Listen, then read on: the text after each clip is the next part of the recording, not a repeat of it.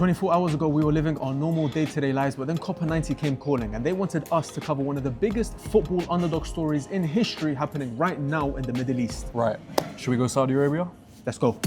We're the Barra Brothers, born and raised in London, but with Middle Eastern blood running through our veins. We travel the world chasing raw, authentic football culture, and right now, Saudi Arabia is calling. And that's why we've packed our bags and traveled across the globe to showcase the Middle Eastern passion for football. Flight delayed, flight full, but now we're on our way to Jeddah. Let's go. A small club is doing something nobody expected. Al Kholood have beaten the odds and found themselves in the King's Cup final. That's the Saudi equivalent of the FA Cup. We're heading out to feel the full force of Saudi football. Speak with the fans who've traveled 8 hours just to witness this moment. Meet the man behind the project that's turned the whole country's head. And potentially witness history. Yallah. It's hot. Very hot. Scorching. Al Hilal, Al Nasr. Al-Ahli. Which one? Al-Ahli. Al-Ahli. Al Kholood, good or no? Good. Good? Not good? Not good? First interaction straight away. There's no Arabic yeah, at all. Yeah, straight away it's football. Hello. Thank you very much. Straight away we've been asked what's our Copa 90 in Saudi Arabia. If your subscribers go up, you know why. Your football team. Ittihad. Ittihad. Yes. Al Kholood is good? All is good. All is good. Subscribe? Yeah. Subscribe to Copa 90? Yeah. Thank you.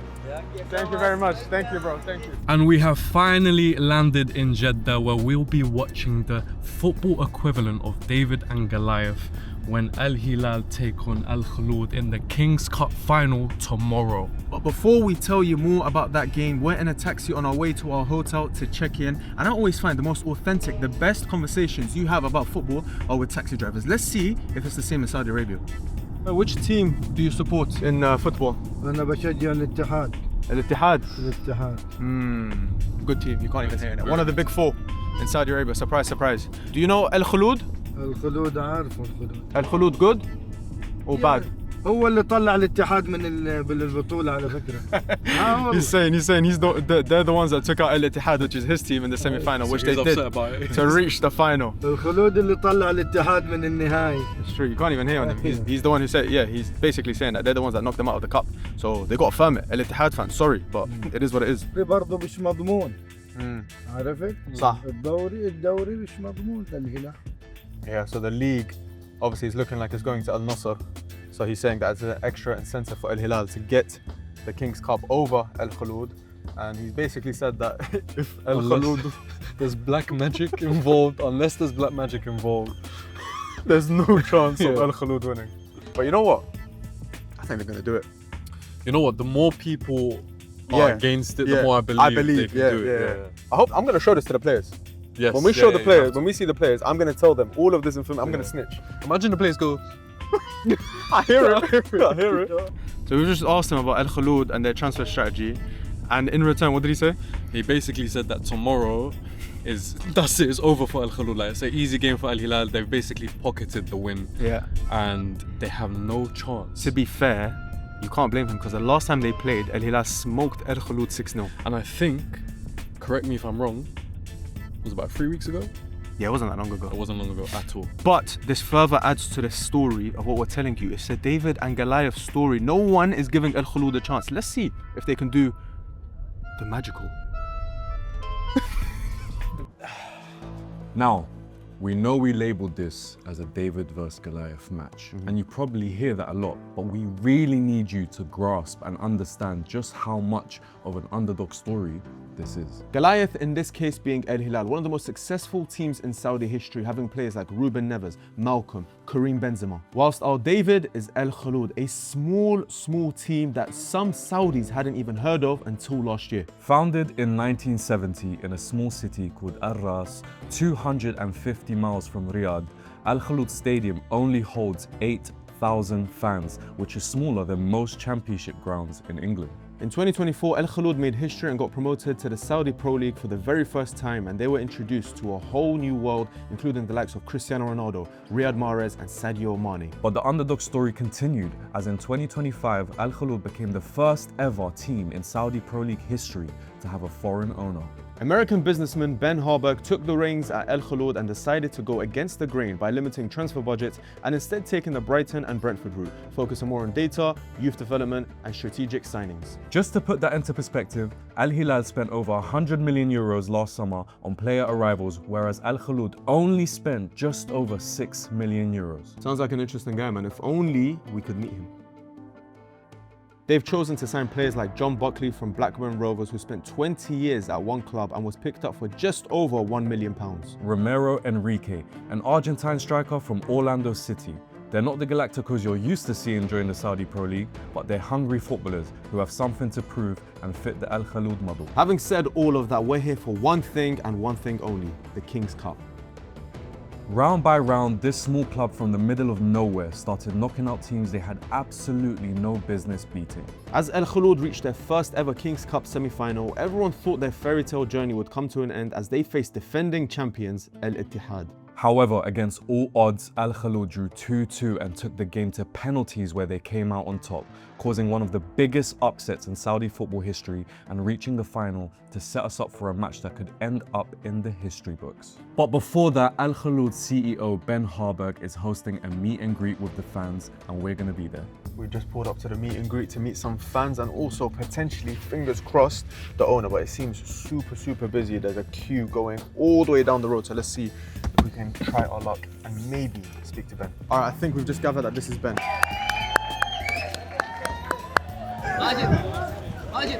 Thank you.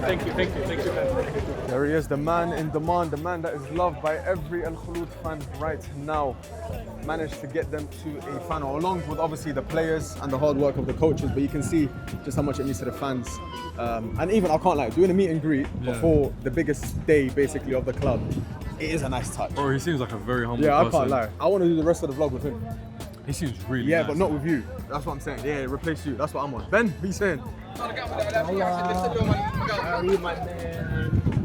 Give me attention. Sorry, we're from Copenhagen. Are you going to be at training? I might. Okay, cool. It'll be good if No, anytime. Did you guys access? We did, so we're going to go training in about 30 minutes or so. But yeah, it'll be great to grab a word if possible. Thank you, bro. Good luck. Yeah, man, I didn't want to take too much time from the fans. You know what I'm saying? Like, I'm thinking about the fans as well. They waited, they travelled all the way from... To be fair, we travelled from London, man. Ben, come back.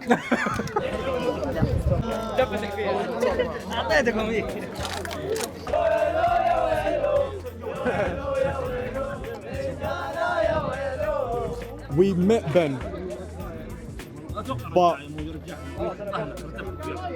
like it was a hello and hi, innit? Yeah, we're not sure if he's going to be at training, but I don't think he's going to be at training. You never know. I think that's the last we're going to see of Ben, if I'm honest. So, if possible, Copper, I'm going to send you a bunch of questions to ask Ben on my behalf.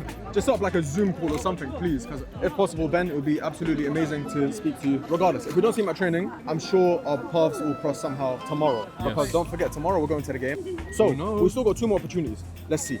Ben, you're not going anywhere, bro. You keep trying to get away from me. As you guys can see, we are at the King Abdullah Stadium ahead of the game tomorrow between Al Hilal and Al Kholood. And behind me, the Al Kholood team are training currently, just over there in the background. Moving like me and my people. I was going to say, I think if you just slotted me in there, I just wouldn't look out of place. Yeah, same. Maybe because of the red t-shirt, but other than that. And they're wearing, just to confirm, navy. But I wouldn't look out of place in terms of quality. What would your move be in the middle? I think one of these ones. Everyone pulls their hamstring before the match. Bro, what's going on over there? Who's really over there? Chad, go on. Oh, it's the owner. Huh? Is it the owner? Yeah. It's Ben. Yalla, go. Bro, let's have a chat. Oh no, Ben's got aura. Still having? Can't lie. Fair TV channel thing as well. I think I might make on Saudi TV. Quick word. Cuba 90? Of course. Okay, yeah. My good friends. Amazing. You're a hard man to get. Can I stand next to you? Because you're already taller than me. You're already taller. How you doing? Good. How are you? What's your name bad. again? Hussein. Hussein. There seems, it's a weird one. Do you feel like there's pressure or do you feel like there's freedom coming into this? Because you've got first time you've made it to the semi-finals. You beat Al Ittihad. You're in the final against Al Hilal. It's a massive game in and of itself. You've also got pressure kind of from the league in itself, also potentially from the fans. I'm not too sure. You can obviously shed some light. You see everyone else buying these big name players and you're coming in with a completely new model. Pressure in the fact that you're first foreign owner in the Saudi Pro League as well. Do you see it as pressure or do you see it as freedom? Do you see it as like a kind of like, this is my playground, let me just kind of do, and do the fans also share that same opinion? It's a great question. I mean, I think there's a kind of a duality here. On the one hand, we feel free because we know, again, we have 30x less the resources they have. We don't have a single player on our squad that most folks outside of the football diehards have ever heard of. We have players that were playing or sitting on the bench last season, Blackpool, and in teams that, again, anyone outside of the most diehard fans have never heard of. We don't have players that came out of, that have global brand names like Theo Hernandez, you know, Malcolm, Benzema, Bono, Nunez, etc. On the one hand, and so everyone expects us to lose. So on the other hand, on the one hand, we should say we play very freely, we have no pressure on our shoulders. But on the other hand, we carry the weight of this country and of all these other fans on our shoulders, which is so many people have invested their time and energy and love in us this season, and we really want to make them proud. And so many people have put their hopes in us, and so that part does carry a burden with it, because you don't want to come out, and especially the biggest risk to us tomorrow probably is to acquit ourselves poorly and to lose by a big margin, like we did in our last match against them just a few weeks ago. We will talk about that. So, so that would be the worst of all this, after we built all this energy up and all this drama and this David versus Goliath, you know, kind of dynamic. So for me, I'm desperate that we come out and represent ourselves, our province, our city well, and do our families at home proud. Doesn't mean we have to win. By being here today, we've already won. Yeah, no, I agree. That's what we were talking about that before the game as well. And you obviously mentioned about David versus Goliath. We've kind of framed this particular video as one of the biggest David versus Goliath football matches in recent history. Can you kind of shed some light to those who maybe haven't watched the Saudi Pro League, or like we were in the first interaction we had today was with a taxi driver, Al Ittihad fan. And by his own words, you'll see it in the vlog, by his own words, he said the only way you beat Al Hilal tomorrow is through black magic. So there's no other way. And obviously he's a bit butthurt because obviously you beat them in the same final, regardless. But let's pretend that doesn't come into it. Can you kind of shed some light on how big of a David versus Goliath moment this is, and how massive it would be for even to, you know, to get a 1-0 win or whatever, just to clinch that victory tomorrow? No, I mean, again, like I don't think you're going to see many matches like this going forward in world football. The problem is that the rich have gotten richer. There's been a concentration across all of football where the big clubs have all the resources, the big names, but that is even more exacerbated here. As you know, I've been involved in La Liga, and in La Liga, you know, every now and again, a bottom 3 club can knock off a big club. When I was, you know, with Cadiz, we were one of the lowest salary budgets in that league. In league play, we knocked off Real Madrid, Barcelona with Messi on the pitch. We beat Atletico de Madrid several times, Barcelona, Sevilla, Valencia, Atletico de Bilbao, everyone. And that's because there's just, even though there's a big resource disparity, the quality of the players in Spain are so high that there's still pretty good parity.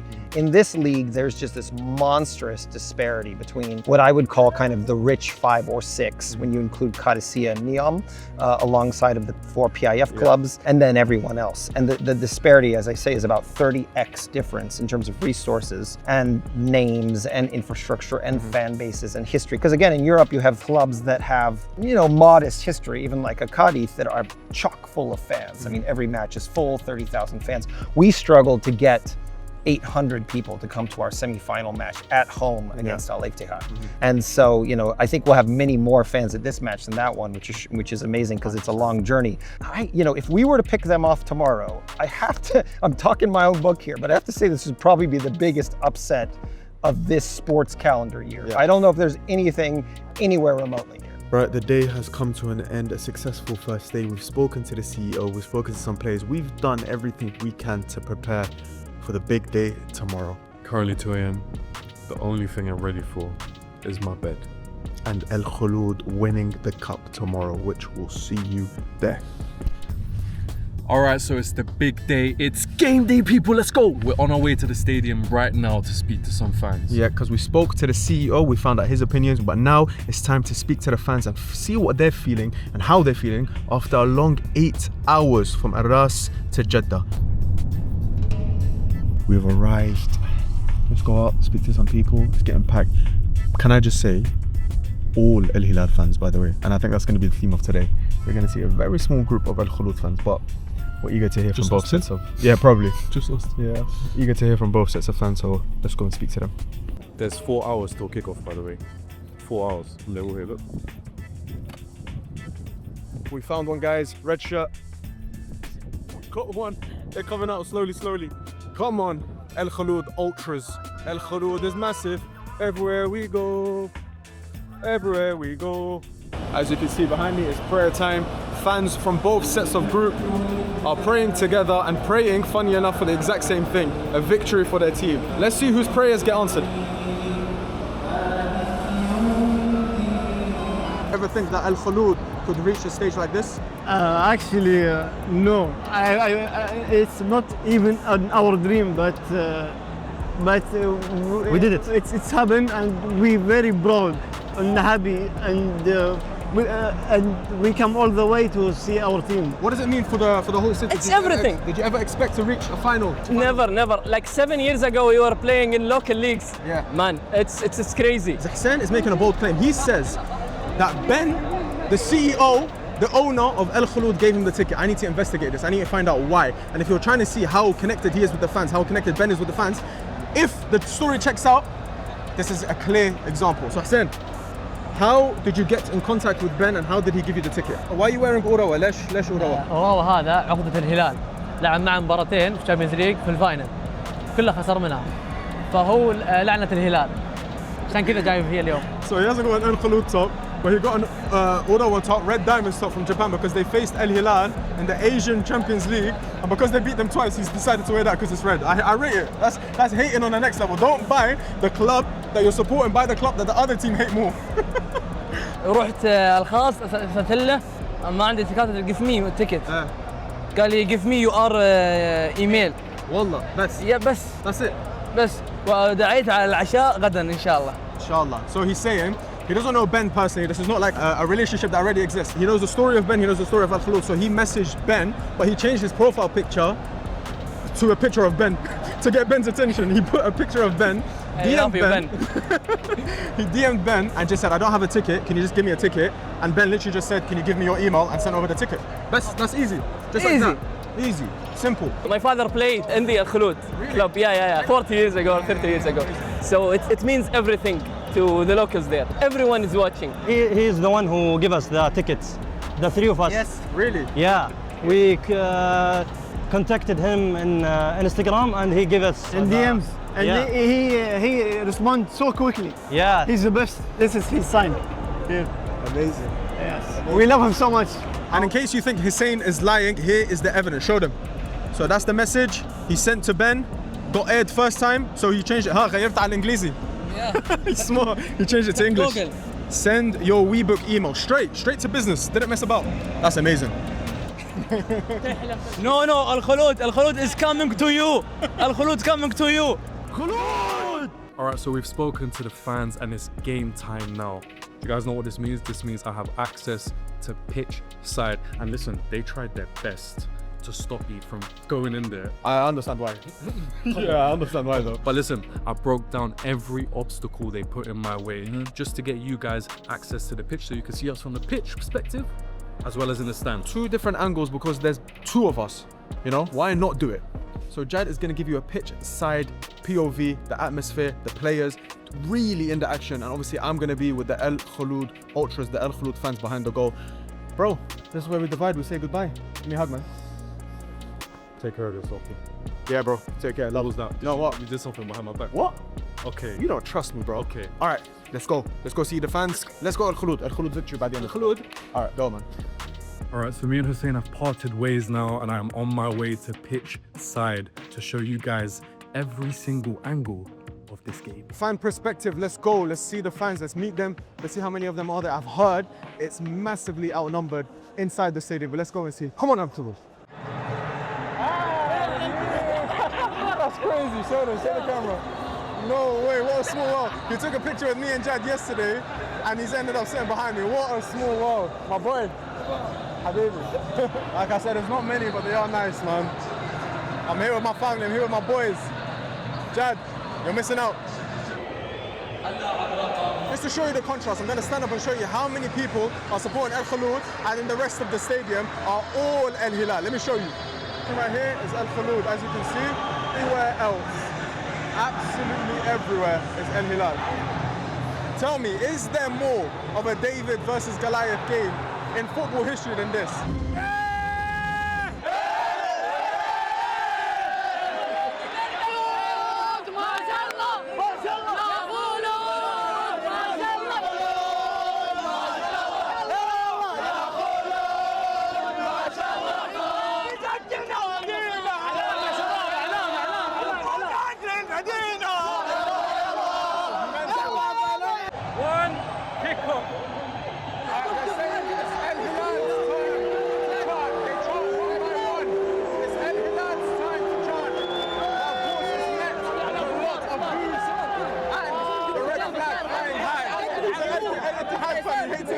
support Al Kholood.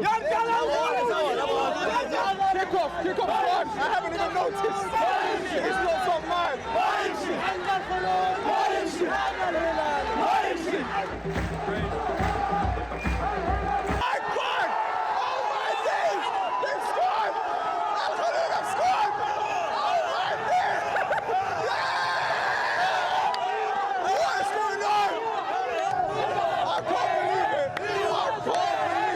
I can't believe it. Al Kholood have just scored for us. Al Kholood have just scored. 4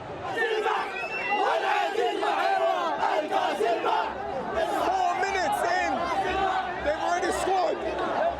What is going on? Oh my God, I don't want to celebrate too much because the fans are right behind me, but they have just scored first in like the first few minutes. When I walked in, there was about 20 of them. I think the bus came late, and now it's rocking. Such a small group, but making more noise than Al Hilal, easily. Despite going a goal down very early, the fans are still screaming and shouting and cheering.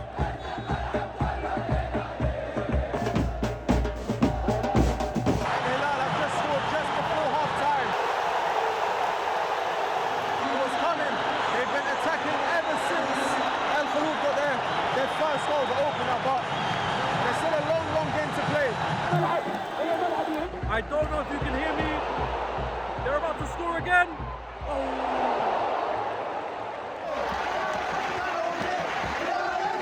Good, just keep it level going into half time, please. That's all I ask.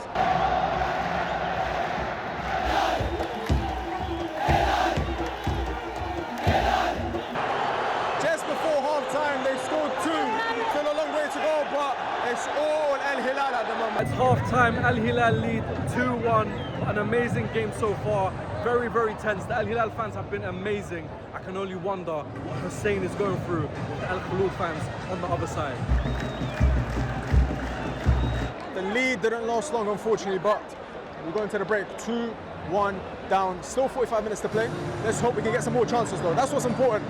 We haven't been creating too much, but that's what happens when you're an underdog. You're not going to get many chances. You just have to make them count. Deep into the second half now. It is still 2-1 to Al Hilal. The fans are still going crazy behind me. Left, I think there's a few minutes left in added time. Don't think they're going to get anything, unfortunately, but you never know. 2 minutes left before Al Kholood hearts are broken. Oh, they're broken. They put on a good performance. I'm not going to lie, man. They should be proud of themselves. And I think they are.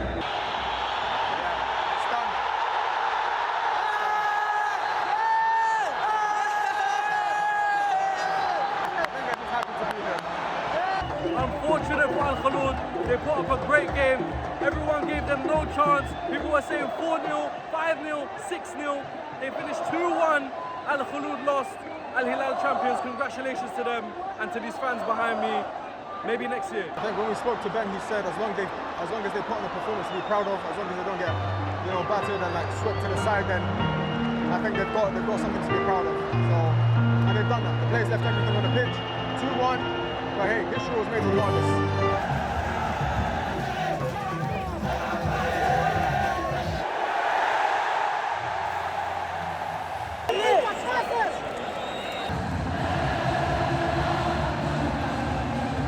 Look who it is. Commiserations, my boy. What can we say? Goliath won. Alright, but David was throwing some bangs, some good jabs, hooks. I can't lie. Did Goliath really win? Because Al Kholood even reached into the final, like we said to the fans, like we spoke to with Ben, the CEO. It's a victory in and of itself. I'll be honest. I think the players are going to see this as a victory, especially going 1-0 up. How did you feel when they went 1-0 up? When I got in, Ghost Town, yeah, 3 minutes before kickoff, the way I felt part of the Al Kholood family, bro. I'm part of them. Like, I was struggling to find a Saudi team, now I got my Saudi team. And to be fair, it's not like Al Hilal absolutely battered them. But that's what I was going to say. Yeah, I was going to we say, are aligned like that. Exactly. Yeah, Let's be honest, it's the fact that everyone who saw this game beforehand and everyone we spoke to basically said to us 6-0, 5-0. No one gave them a chance, even their own fans. People said black magic is the only way they could get a goal. Well, maybe they done a spell that got them 1 goal, but It wasn't strong enough. It wasn't strong enough. You see the project here at Al Kholood, there's something happening, there's something developing. I'm locking in for the next few years. Shout out to Ben, the way he's connected the players with the fans to himself.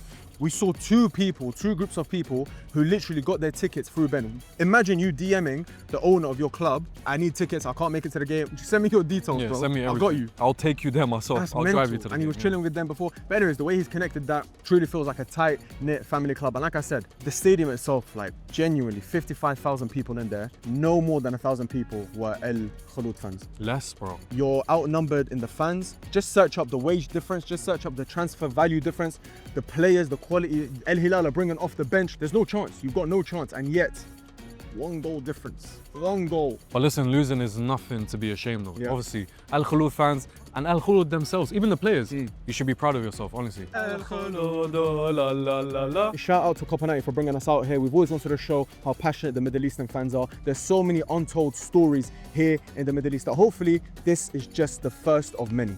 And there's only one question left to ask. Where to next?